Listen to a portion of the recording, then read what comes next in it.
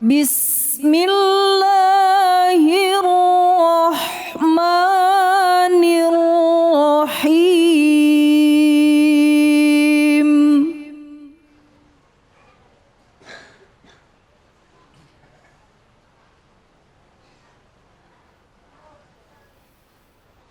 Alladzina ya'kuluna ar-riba la yaqumuna illa kama yaqumul ladzi yatakhabbathu asy-syaitanu minal mas.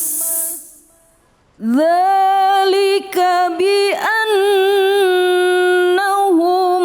qalu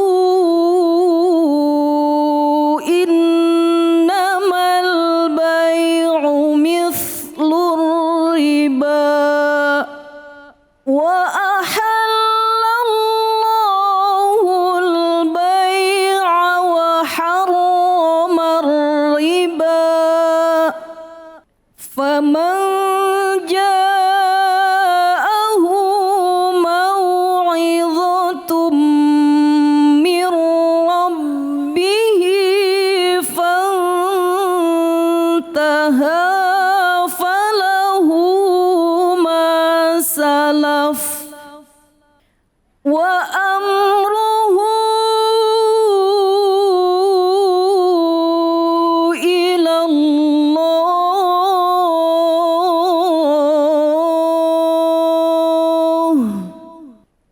Wa man 'ada fa ulaika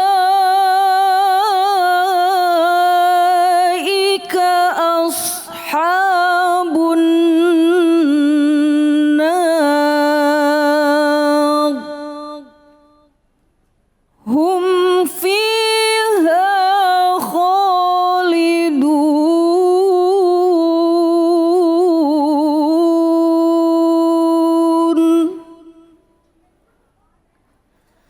Shadaqallahul azim.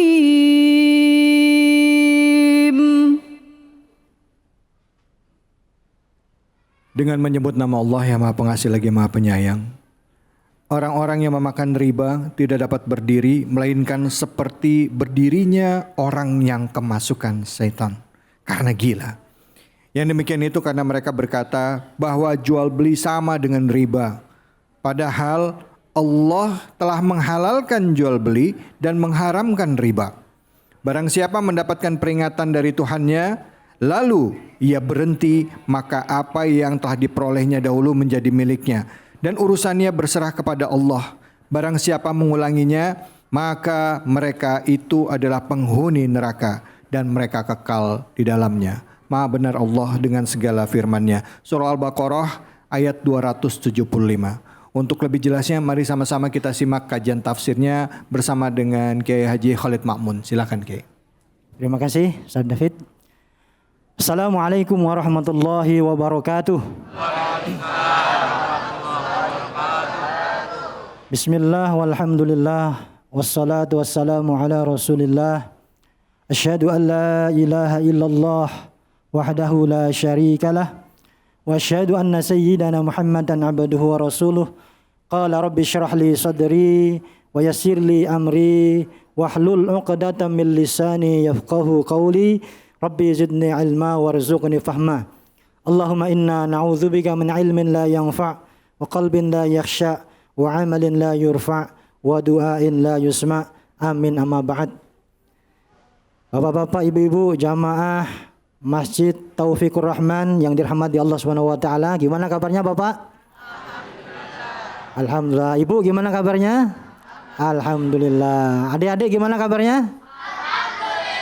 Alhamdulillah. Paling keras dan semangat, alhamdulillah.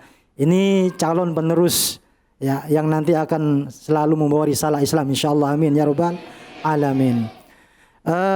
Hadirin hadirat, para jamaah yang dimuliakan Allah Subhanahu wa taala, serta host kita Ustaz David, serta qariah kita Ustazah, terima kasih yang telah membacakan surat Al-Baqarah ayat 275. Ayat ini sangat erat kaitannya dengan masalah riba. Kalau kita berbicara tentang riba, ini tak lepas dengan yang namanya harta, uang, utang piutang, jual beli dan lain-lain. Maka Allah Subhanahu wa taala sebenarnya sudah mengingatkan ketika menyebut tentang masalah uang. Siapa sih yang tidak butuh dengan uang? Pasti semuanya jamaah ini butuh yang namanya uang. Mau ngapa-ngapain butuh uang. Termasuk ketika kita butuh apa, kita pinjam dulu uang. Maka Allah Subhanahu wa taala sebenarnya dalam salah satu surat dalam Al-Qur'an itu sudah mengingatkan tentang masalah uang ini. Alhaakumut takatsur hatta zurtumul maqabir. Surat At-Takatsur. Di situ Allah Subhanahu wa taala sudah berfirman sebenarnya mengingatkan kepada kita agar hati-hati dengan yang namanya uang. Yang nanti juga kaitan erat dengan masalah riba ini. Karena orang dengan dia riba ini, dia sebenarnya itu tujuannya adalah ingin mencari untung. Ingin mencari keuntungan tapi dengan cara yang tidak dibenarkan oleh syariat.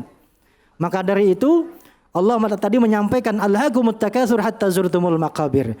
Bermewah-mewahan, bermegah-megahan itu melalaikan kita sampai kita masuk ke dalam liang lahat.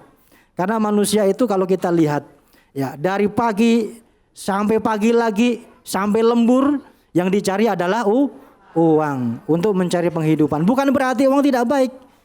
Asalkan cara penggunaannya dengan cara yang baik, insya Allah akan menjadi ibadah juga. Maka kalau kita kaitkan dengan masalah utang piutang ini, ya demikian juga ketika Rasulullah Sallallahu Alaihi Wasallam dalam salah satu hadis yang diriwayatkan oleh Imam At-Tirmidzi, itu ketika Rasulullah menyebutkan hadis ini, ada 4 hal yang nanti akan ditanyakan oleh Allah Subhanahu Wa Taala ketika kita di akhirat, di hari kiamat nanti. Ya. La tazulu qadama 'abdin yaumal qiyamati hatta yus'alu an arba'. Kata Rasulullah bahwa nanti kaki seseorang tidak akan bergeser sampai dia ditanya oleh Allah Subhanahu wa taala tentang 4 hal. Apa 4 hal ini? Yang pertama, an umrihi fi ma'afnah. Ditanya tentang umur yang Allah berikan ketika di dunia ini, berapa tahun dia menerima amanah umur dari Allah ini, dipergunakan untuk apa selama itu. Maka alhamdulillah kita di sini ya menyempatkan untuk hadir di majelis ilmu ini. Insyaallah mudah-mudahan ini menjadi pelupur dosa kita dan diangkat derajat kita di hadapan Allah Subhanahu wa taala. Karena Imam Syafi'i sendiri menyampaikan, thalabul ilmi afdal min sholatin nafli. Bahwa kita duduk di majelis ilmu seperti ini, kita belajar agama seperti ini, itu lebih utama Pak, lebih utama Bu, daripada kita mengerjakan sholat sunnah. Ya, bahkan sahabat Abu Hurairah menyampaikan, kita belajar satu bab tentang agama itu lebih utama daripada 1000 rakaat sholat sunnah. Masya Allah. Ya, kalau kita sholat 1000 rakaat kayaknya itu tidak mungkin ya. Berat sekali Bu ya.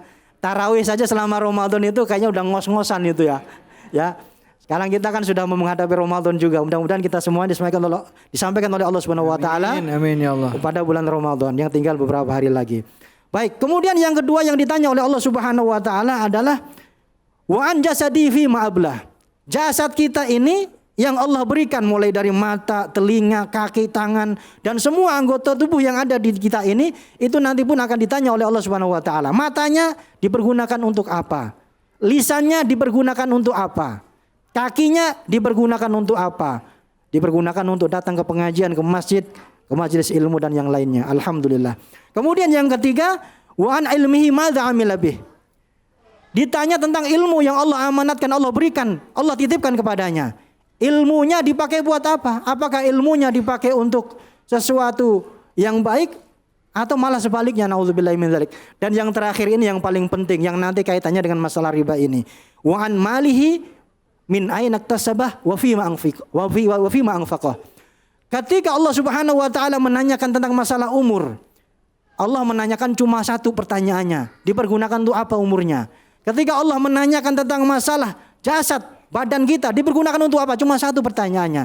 ketika Allah Subhanahu wa taala menanyakan tentang masalah ilmu cuma satu pertanyaan. Tapi ketika Allah menanyakan masalah harta, maka pertanyaannya ada dua. Min aina iktasabah, dari mana harta itu diambil, wa fima anfaqah, dan kemana ditasarufkan, diinfakkan, dipergunakan harta itu. Maka orang yang menggunakan dengan cara yang salah, diantaranya dengan menggunakan riba tadi, maka nanti dia akan menderita di hadapan Allah Subhanahu wa taala. Mudah-mudahan kita semuanya oleh Allah Subhanahu wa taala diselamatkan dari yang namanya penyakit riba ini. Amin ya rabbal alamin. Demikian, mudah-mudahan ini bisa bermanfaat. Terima kasih. Assalamualaikum warahmatullahi wabarakatuh. Waalaikumsalam warahmatullahi wabarakatuh. Kita ini dalam keseharian ya, ada lembaga keuangan yang memang terdaftar di negara, tapi ada juga ada istilahnya bank pinjam 4 balikin 7 ya, bank keliling ya. Itu kan apakah itu termasuk dengan riba itu? Oke, tapi nanti ya, ini fenomena yang ada. Mungkin ada yang pertanyaan, yang mau bertanya siapa? Silakan. Ada pertanyaan silakan. Ya. Waalaikumsalam warahmatullahi wabarakatuh. Perkenalkan, saya Alia. Saya ingin bertanya, boleh tidak bersedekah pakai uang hutang atau pinjol atau pinjaman online, Ustaz? Nah, atau mungkin ibadah lain, misalnya naik haji ngutang gitu misalnya ya, atau umroh ngutang gitu, boleh nggak? Ya silakan ya. Baik, terima kasih atas pertanyaannya. Memang kalau masalah utang ini apapun bisa terjadi ya. Ya. Makanya ketika Allah Subhanahu wa taala ketika menurunkan ayat tentang masalah riba ini, karena sudah mendarah daging, maka Allah tidak langsung dibilang haram, tidak. Tapi sampai 4 kali tahapannya. Tahap pertama, tahap kedua, tahap ketiga, baru tahap yang keempat tadi yang terakhir, Allah katakan bahwasanya riba itu nanti orang yang memakan harta riba nanti di akhirat ketika dibangunkan oleh Allah Subhanahu wa taala dari kuburan, maka dia sebagaimana orang yang linglung, orang yang orang gila. Ya. Jadi enggak jelas ngomongnya, kemudian sempoyongan, kemudian intinya pokoknya dia seperti orang yang kebingungan. Nah, kalau ditanyakan tentang masalah bagaimana hukumnya kita bersedekah dengan menggunakan uang yang didapat dari pinjam atau hutang, maka jawabannya kita lihat dulu. Maaf Ustaz, ini utangnya terus ada ribanya juga lagi, ya, ada bunganya lagi ya kan? Ya, ada ribanya juga. Yang pertama bahwa hutang dengan menggunakan sedekah dengan menggunakan hutang ini, yang pertama kita kaji adalah hutang dulu. Hutang, kalau kita punya hutang maka kewajiban kita adalah untuk membayarnya. Ya. Jadi wajib. Orang yang punya hutang maka wajib dia membayar. Ya. Tetapi sedekah itu hukumnya sunnah. Ya. Jadi kita sedekah, kita infak itu sunnah. Maka tidak mungkin yang namanya sunnah mengalahkan yang wajib.